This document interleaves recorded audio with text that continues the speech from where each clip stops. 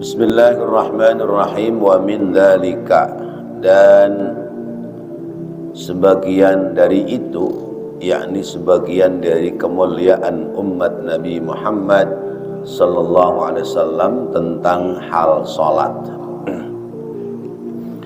Inna salata, sesungguhnya salat, atau anna salata, bahwasanya salat itu fiha, di dalamnya, mubahatu rabbil izzati, menjadi kebanggaan bagi Rabbul Izzah, kebanggaan Allah yang maha mulia, maha tinggi.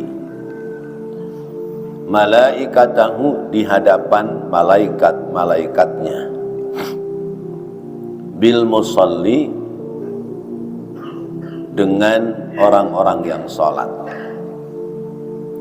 Salat itu menjadi kebanggaan bagi orang yang salat di sisi Allah, kebanggaan Allah di hadapan para malaikat.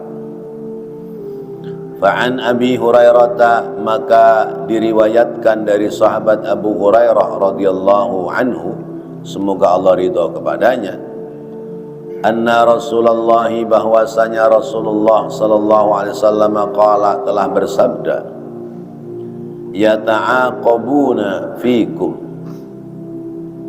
yata'aqabuna, saling menyertai, fikum, pada kalian, atau mereka saling menyertai atau bergantian, mereka saling bergantian, fikum, di antara kalian. Wa fi riwayati Ahmad, dan dalam riwayat Imam Ahmad, innal malaikata yata'aqabuna fikum, sesungguhnya para malaikat itu yata'aqabuna, mereka bergantian menyertaimu. Yata'aqabuna fikum, mereka bergantian menyertaimu. Ai yatanawabuna, yakni mereka silih berganti. Malaikatun bil laili, yaitu malaikat yang bertugas malam hari. Wa malaikatun bin nahari, dan malaikat yang bertugas di siang hari. Wa yajtami'una, dan mereka berkumpul, malaikat malam dan malaikat siang, fi salatis subhi, pada salat subuh, wa salatil asri, dan pada waktu salat asar. Summa, kemudian ya'ruju, naik, alladzina batu fikum, alladzina, yaitu orang-orang, alladzina, terhadap orang-orang, batu, yang bermalam, di antara kalian, fikum, batu yang bermalam, fikum, di antara kalian. Fayas'aluhum, maka bertanya kepada mereka, siapa Rabbuhum, Tuhan mereka. Wahuwa, dan dia, yakni Tuhan, a'lamu, lebih mengetahui, bihim, daripada mereka. Fayaqulu, lalu Tuhan bertanya, Allah bertanya, kaifa taraktum ibadi, kaifa, bagaimana keadaannya, taraktum, saat kalian meninggalkan ibadi, hambaku. Fayaquluna, menjawab malaikat, para malaikat menjawab, tarokna, kami meninggalkan, hum, mereka, tarokna hum, kami meninggalkan mereka, wahum, sedangkan mereka, yusalluna, sedang salat. Wa atainahum, dan aku mendatangi mereka, wahum yusalluna, dan mereka sedang salat. Rawahu Syaikhani, meriwayatkan hadis Imam Bukhari dan Imam Muslim. Bapak-bapak, hadirin dan saudara-saudara yang dirahmati Allah, masih membahas tentang keutamaan salat. Kita sudah pada salat apa belum? Sudah, ya. 5 waktu sudah dikerjakan, alhamdulillah. Sholat terus apa enggak? Sholat terus apa enggak? Alhamdulillah. Syukur kalau enggak sholat terus. Kalau sholat terus repot. Ya. Kapan makannya, kapan cari rizkinya, kapan tidurnya, sholat terus. Berarti sholatnya jarang-jarang. Alhamdulillah. Jadi kalau ada orang bilang saya mau sholat terus, bohong itu. ada tidak sholatnya kan? Ya. Nah, sholat ini ibadah hamba, ibadah manusia yang menjadi kebanggaan Allah di hadapan para malaikat. Jadi apa ya, bahasa kita mungkin contohnya begini. Anak kita itu bisa beli mobil. Anak kita bisa beli mobil. Mobil anak kita itu jadi kebanggaan kita di hadapan teman-teman kita. Ya, ada teman tamu datang, ya, cerita ngalor ngidul, ujung-ujungnya alhamdulillah anak saya ya udah bisa kebeli mobil itu. Ya, nah itu namanya sebuah kebanggaan. Ya. Nah ini yang dibanggakan bukan materi. Yang dibanggakan adalah pekerjaan yang istimewa, yaitu pekerjaan di mana hamba paling dekat dengan Sang Pencipta, yaitu sholat. Sholat ini pekerjaan yang istimewa. Sholat adalah bagian dari kedekatan hamba kepada Allah, maka Allah bangga terhadap hamba-hambanya yang sholat. Allah senang kalau kita pada sholat. Pelajaran yang lalu kita sudah dapati bahwa yang bagus itu adalah yang mensegerakan sholat. Berarti yang lambat, yang lelet menjadi kurang bagus. Contohnya kemarin anak kecil lomba balap karung, yang semangat itu dari start prit dia udah lari, kemudian dia finish duluan, nah, itu juara. Kalau yang pada lelet letoy, panitianya aja ogah-ogahan ngelihatnya, apalagi udah lari deprok, lari deprok, kapan sampainya? Begitu pula kita yang mendapatkan hadiah keistimewaan di sisi Allah adalah yang mensegerakan untuk sholat. Allah menjadikan sholat ini kebanggaan hambanya di hadapan malaikat. Ya. Jadi menandakan Allah senang dan bahagia. Lalu yang kedua, bahwa ada pertemuan dua malaikat, malaikat siang dan malaikat malam, malaikat malam dan malaikat siang. Pertemuan malaikat siang dengan malaikat malam adanya di waktu sholat asar. Pertemuan malaikat malam dengan malaikat siang yaitu adanya di waktu sholat subuh. Nah, kita baru melaksanakan sholat subuh. Malaikat malam sipnya selesai, malaikat siang ganti sip,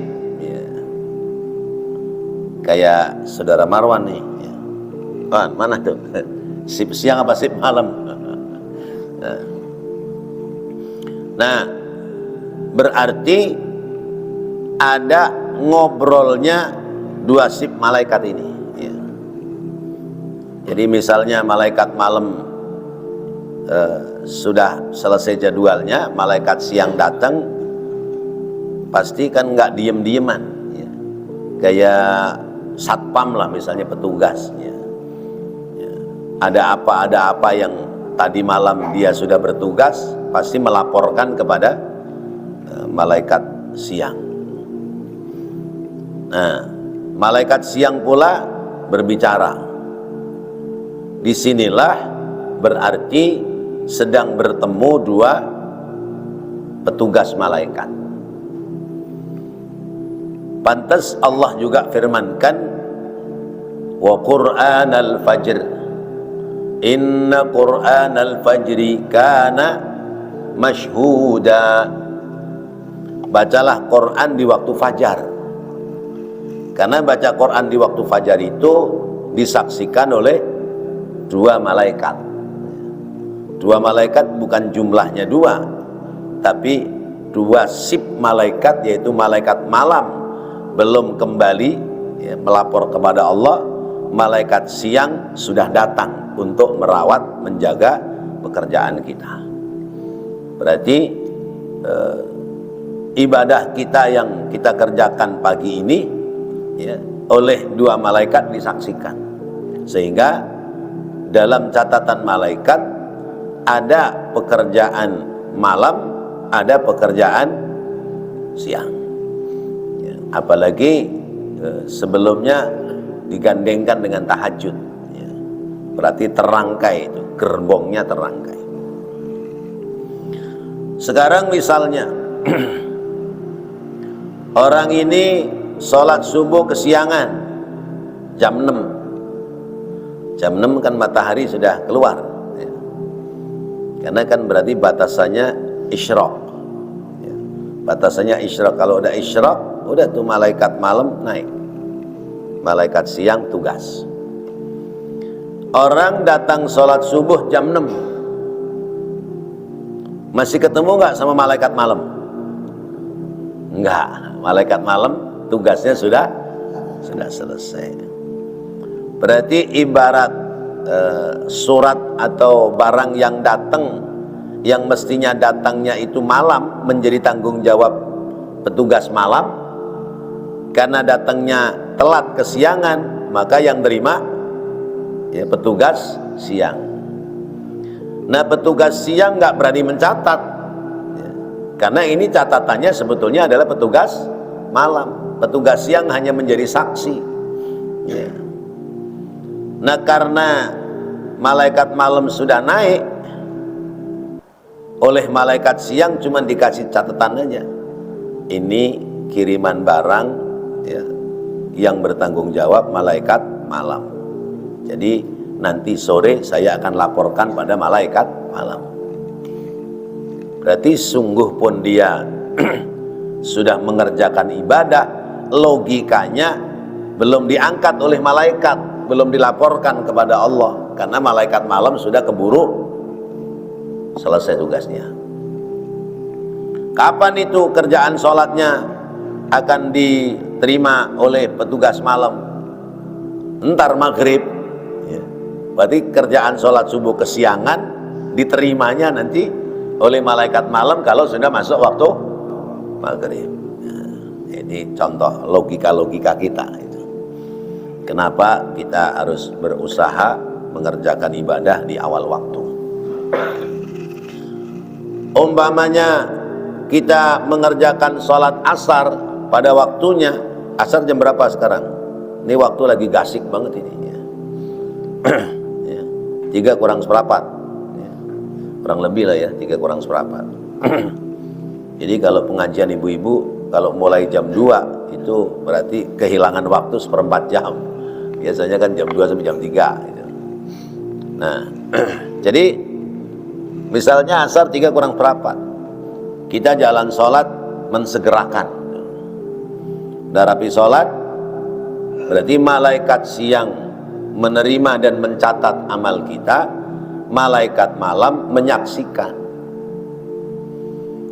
Nah, kalau malam ke siang disebutnya kana masyhuda, kalau siang ke malam itu disebutnya sholatul wusta. Ya. Apa itu ayatnya? Hafidhu ala sholawati was sholatil wusta. Terus wa qumu lillahi qanitin. Hafidhu ala sholawati, ya, peliharalah sholat-sholatmu, was sholatil wusta, pelihara sholat kita. 5 waktu itu pelihara, tapi ditekankan was sholatil wusta, ya. Awas tuh sholat wusta. Sholat wusta itu sholat yang susah waktunya, pergantian siang ke malam. Asar 3:4, ya. Kerjaan udah selesai belum? Kerjaan belum selesai, masih kerja, ya. Kerja rapi jam berapa? Sebut jam 5, ya, jam 5. Berarti kalau tidak berhenti kerja melaksanakan sholat asar, sholatnya tertunda. Terus misalnya sholat lagi bergeser mundur, sebut asar jam 4 misalnya. Sementara begitu selesai kerja, mobil charteran sudah datang. Ya. Kalau sholat asar ketinggalan charteran mobil. Kalau nggak sholat asar sampai rumah sudah maghrib, hilang tuh asar.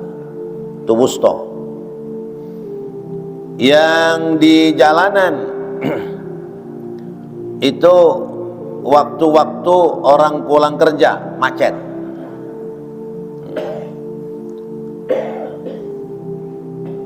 Apalagi kemudian waktu sholat asar itu sempit. Nah, jadi itulah disebut sholat wusta. Nah, maka Rasulullah memberikan apresiasi, ya, siapa yang bisa istiqomah sholat qobliyah asar 4 rakaat, maka haram jasadnya tersentuh api neraka.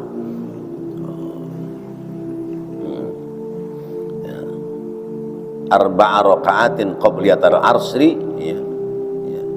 Mendawama ala arba'a raka'atin qobliyatal asri, ya, haramallahu jasadahu ala niran.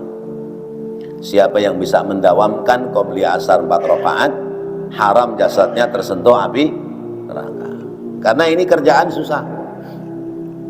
Susah bukan karena malas ngantuk kayak waktu subuh, tapi susah karena bergelut dengan kesempatan, bergelut dengan waktu, bergelut dengan sibuknya pekerjaan. Kalau zuhur kan memang wayahnya istirahat, ya. Maghrib apalagi, ya. Ini asar. Di situ tempat pergantiannya malaikat siang ke malaikat malam, dan waktu subuh pergantiannya malaikat malam kepada malaikat siang. Sehingga sesuai dengan keterangan hadis ini, summa ya'ruju alladzina batu fikum. Kemudian ketika misalnya sholat asar dikerjakan pada waktunya, lalu kemudian malaikat itu naik, itu malaikat ditanya oleh Allah, kenapa kamu tinggalkan padahal tugasmu? Kata malaikat, ya Allah, tugas saya sudah selesai. Terus kamu lihat hambaku sedang apa? Sedang sholat, ya Allah. Nah, berarti akhir dari tugas malaikat terhadap kita itu pontennya bagus, ya. Apa namanya kalau di parap, ya, diparap sama malaikat, diparap. Bagus, terakhir sedang sholat, laporan kepada Allah. Yang subuh juga begitu. Begitu malaikat itu selesai tugasnya, dia terbang menghadap Allah. Kenapa hambaku kau tinggalkan? Memang sedang apa dia? Sedang sholat ya Allah. Ini parabnya ya Allah. Jadi malaikat datang, hamba sedang sholat. Malaikat yang satu kembali, hamba sedang sholat. Maka inilah kebanggaan Allah ya, terhadap hambanya yang melaksanakan ibadah sholat di hadapan para malaikat. Masya Allah. Senang nggak Pak kita dibanggakan oleh Allah ya, di hadapan malaikat? Harus senang. Kayak tadi ya, anak kita bisa beli mobil ya, terus jadi kebanggaan kita ya, di hadapan ya teman-teman kita ya. Ketika orang tua kita ngomong sama tamunya atau temennya, kita dengar kan senang banget. Alhamdulillah, setidaknya saya bisa membahagiakan orang tua saya, sekalipun yalah mobil yang penting rodanya 4, nggak tahu mereknya apa, misalnya seperti itu ya, itu namanya kebanggaan. Maka ketika kita telah melaksanakan ibadah sholat sesuai dengan aturannya serta tepat pada waktunya, berarti kita telah memberikan kebanggaan Allah Subhanahu wa ta'ala.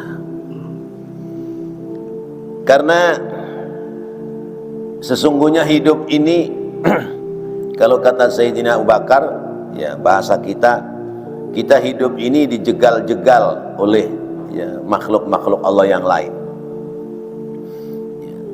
Kalau tidak karena sholat kita yang sempurna ya, kita pasti akan kalah dengan jegalan-jegalan makhluk-makhluk Allah.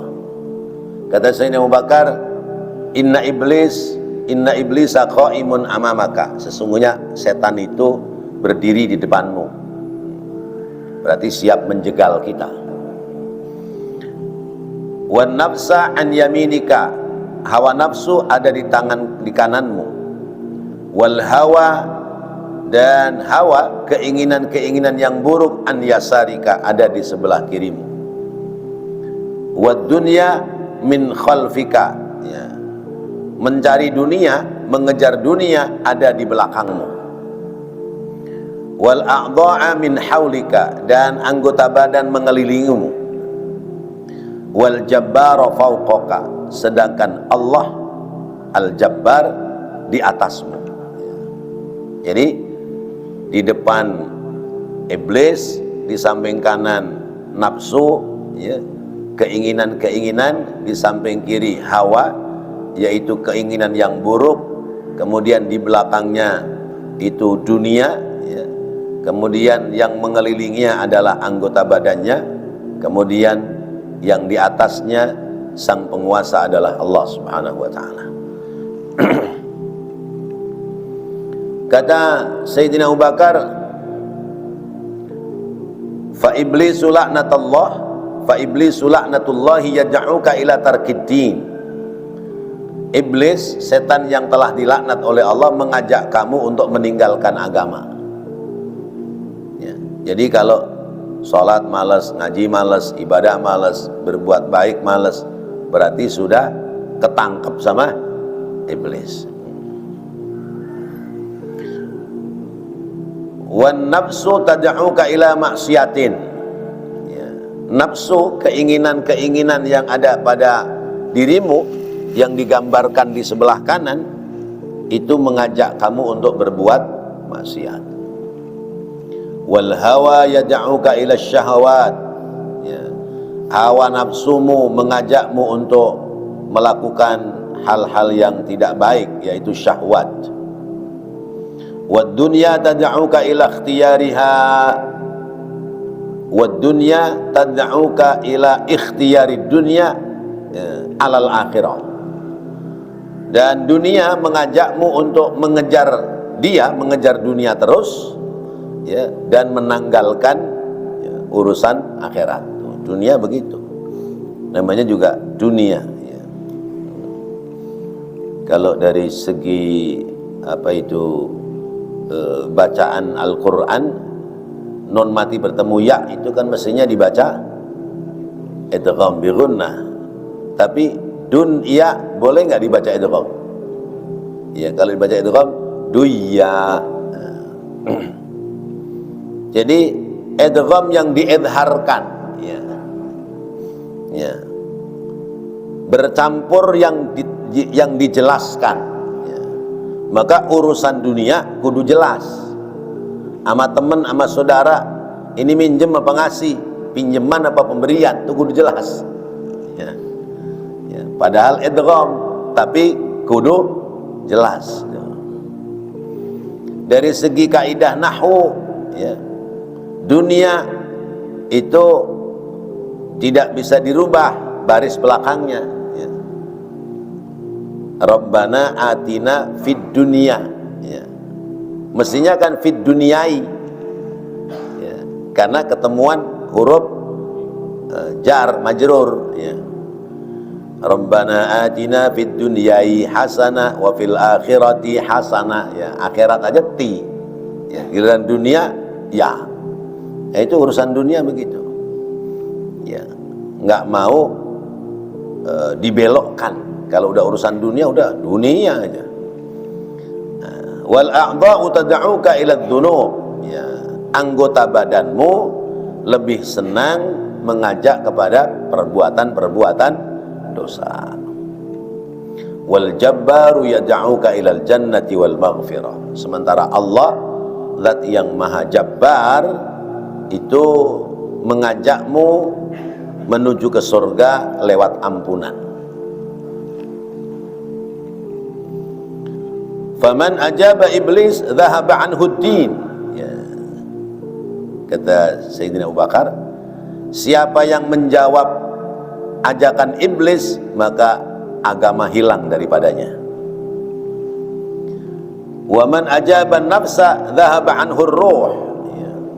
Siapa yang menjawab ajakan nafsu maka hilang darinya semangat menuju pada kebaikan.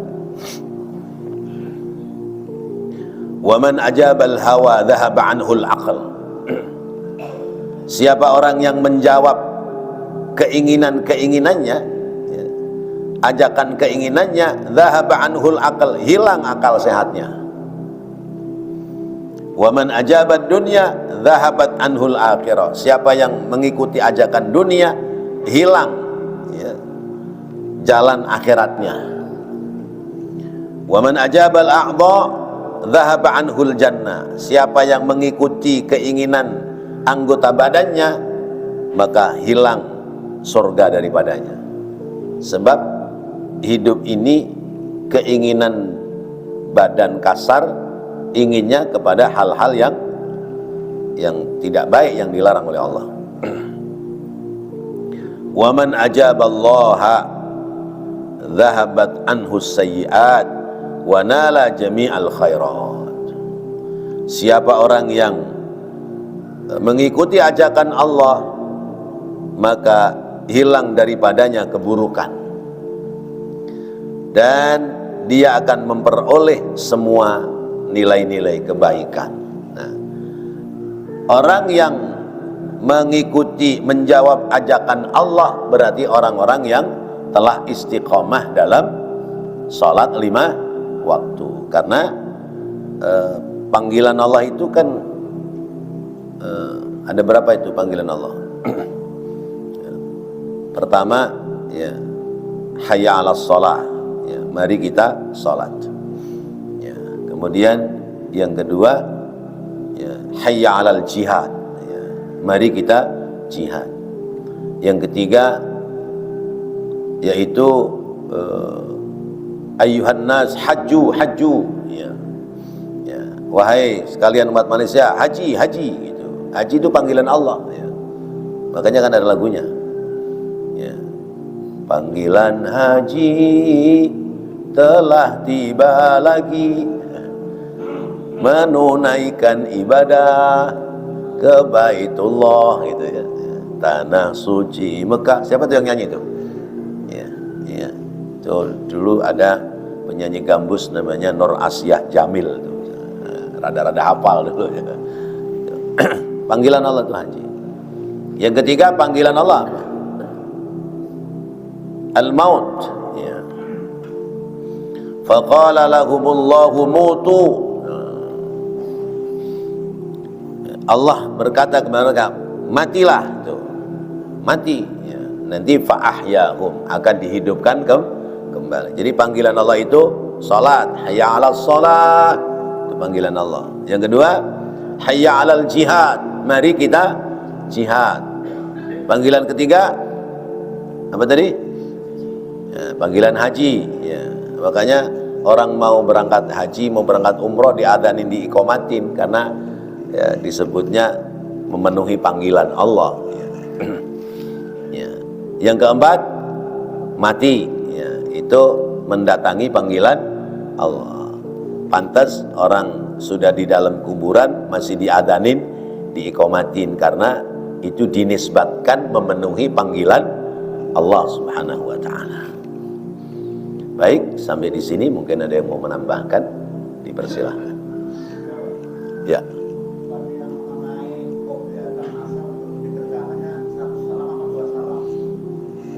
Baik.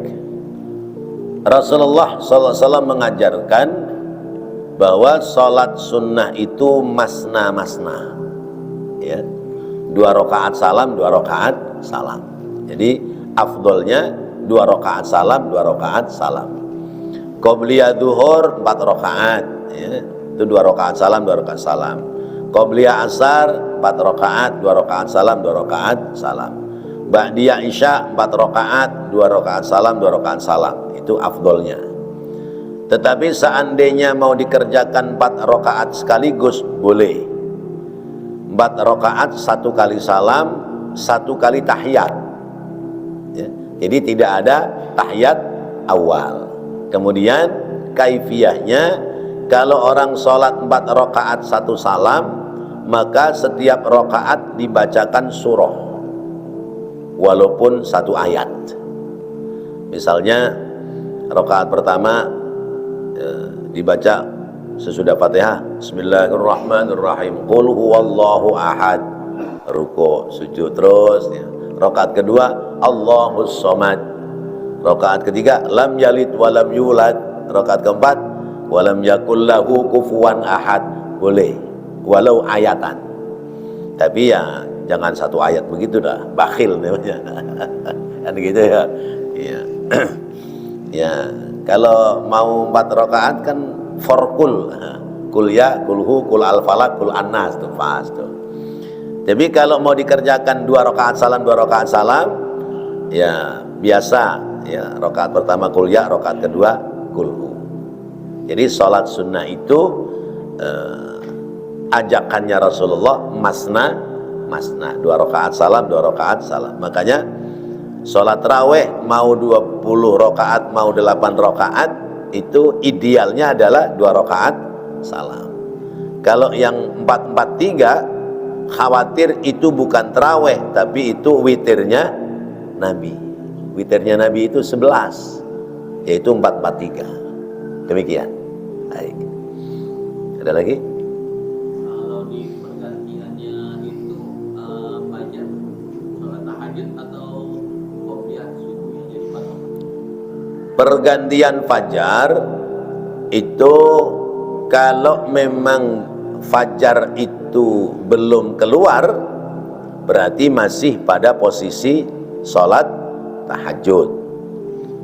Tapi kalau misalnya fajar sudah keluar, berarti posisinya posisi sholat sunnah fajar, ya. Ya misalnya ini, ya, saya karena berangkat lebih gasik, tadi 4:45 saya udah jalan, saya tidak meninggalkan tahajud di rumah, ya. Karena kalau pakai tahajud pasti telat. Contohnya minggu yang lalu sampai di sini pas adzan. Ini sekedar contoh, ya. Begitu sampai saya tahiyatul masjid, tapi belum masuk waktu subuh, maka tahiyatul masjid saya terhitung sholat tahajud. Itu ukurannya begitu aja lah ya. Nah terus masih ada waktu mengerjakan lagi 2 rakaat, belum masuk waktu subuh, masih terhitung tahajud.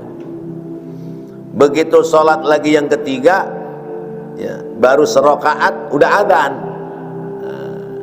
Ini bagaimana ini sholat? Apakah masuk tahajud atau masuk kategori sholat sunnah fajar? Berarti masuk kategori sholat fajar. Kalau memang kita belum 1 rakaat ya, sudah adzan. Tapi kalau 1 rakaat sudah selesai, tinggal rakaat kedua, berarti kepalanya ya, masih di tahajud. Kalau kepalanya masih di tahajud, kalau hitungan orang sholat fardu, ketika saya sholat asar 2 rakaat, kemudian rakaat ketiga keempatnya masuk adzan maghrib, maka berarti asar saya masih ada pada waktunya, gitu. Berarti masih kehitung tahajud sekalipun buntutnya sudah masuk fajar. Terus bagaimana? Ya nggak usah bagaimana, itu urusan Allah. Terpenting bagi kita, kita kerjakan aja. Dan waktu-waktu itu masih boleh untuk mengerjakan ibadah sholat. Lain hal kalau asar, ba'da asar, kenapa nggak ada ba'diyah asar? Karena itu kan dari asar ke maghrib itu ada ghurub ya, ada terbenam. Kalau terbenam itu kan larangan sholat. Kenapa? Sebab khawatir pas sholat, pas matahari terbenam, mataharinya di ufuk barat, sholatnya menghadap ke barat, kesannya menjadi menyembah kepada matahari, maka kemudian dihukumkan larangan ya. Larangan ini ulama menyebutkan ada yang larangan haram, ada pula larangannya adalah makruh. Nah karena larangan, kalau kita ke masjid udah mau dekat maghrib, ya sudah nggak usah sholat. Khawatir sholat kita bukan ada pahala, tapi justru kena larangan Allah. Atau misalnya habis subuh ya, kita kudu pastikan apakah sudah isyraq atau belum. Kalau memang belum isyraq, kita tunggu sampai waktu isyraq. Kalau buat sholat 2 rakaat kira-kira cukup untuk waktu sebelum isyraq, silahkan. Tapi sekiranya nanti ada potongan separuhnya sudah masuk isyraq, tunggu saja sampai masuk waktu isyraq. Atau zuhur ya. Zuhur itu kalau matahari pas di tengah juga ada larangan ya, orang melaksanakan salat sunnah. Illa fil haramain ya, ada ilahnya, kecuali di Mekah dan Madinah ya, itu nggak ada larangan ya. Karena yang dikerjakan pekerjaan sholatnya menghadap Ka'bahnya di depan dia, jadi nggak ada kesan untuk nyembah kepada matahari. Demikian. Ada lagi? Ini waktu nanggung ini ya. Kalau 1 hadis lagi nggak cukup ya. Baik bapak-bapak, hadirin dan saudara-saudara, jadi kita bersyukur kepada Allah. Alhamdulillah, Allah membanggakan kita lewat ibadah salat kita. Karena ibadah salat kita menjadi kebanggaan Allah, maka wajar kita harus mempersiapkan salat kita yang terbaik ya. Mempersolatkan siap kita yang terbaik, sehingga Allah tidak malu ketika membanggakan salat kita di hadapan para malaikat. Wallahu a'lam bissawab. Mudah-mudahan Allah jadikan ilmu yang bermanfaat. Amin ya Allah ya rabbal alamin. Rabbana taqabbal minna innaka antas sami'ul alim wa tub alaina innaka antat tawwabur rahim. Rabbighfir warham wa anta khairur rahimin. Allahumma inna nas'aluka khaira hadzal yawm, fathahu wa nasrahu wa nurahu wa barakatahu wa huda.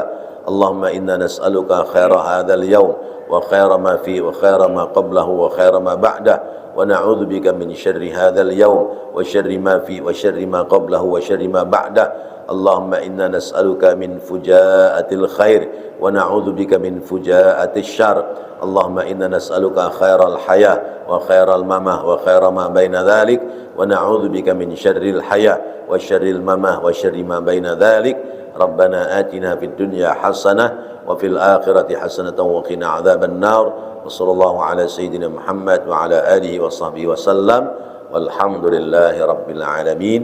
Assalamualaikum warahmatullahi wabarakatuh.